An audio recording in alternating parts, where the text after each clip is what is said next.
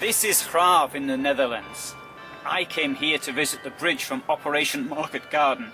A bridge too far. But this was not this bridge which is too far, because it was captured on the first day of the operation by US paratroopers, the 17th of September 1944.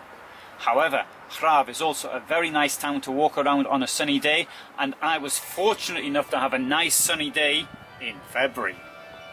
Graaf is a military city. It was first fortified in the late 13th century, and it was the scene of two major sieges in 1586 and 1602. Both of these sieges took place during what is sometimes called the 80 Years' War, and at other times it's called the Dutch War of Independence.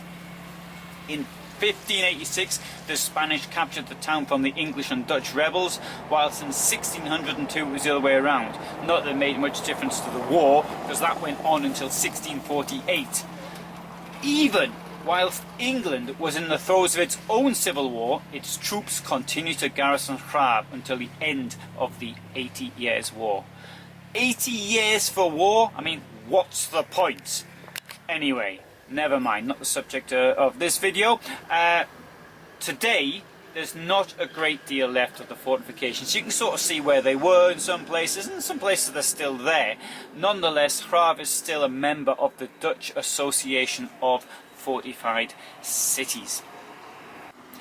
The Maas River, or Meuse in French if you like, is the livelihood of the city, but it can be a serious danger. In recent years, the course of the river has been controlled to stop flooding. In the tourist office, there's a very interesting exhibition of how previous floods affected the landscape. There's also a marina where parts of the old walls can still be seen. Of course, the big highlight for those of us interested in military history is of course the bridge, and I've done a separate film on that. In fact, I've done several. I've done several on all of Operation Market Garden, should you be interested. You can imagine how keen the paratroopers must have been to jump onto a town called Grave. Of course, in Dutch, I don't speak Dutch myself, I speak geen Nederlands, but the G is pronounced H, so it's like Graaf, something like that.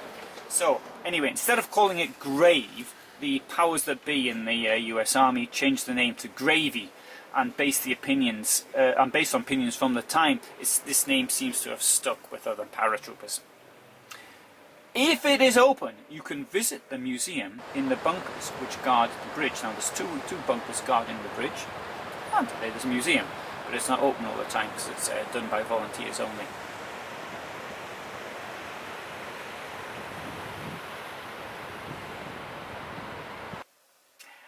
So I was travelling by motorhome.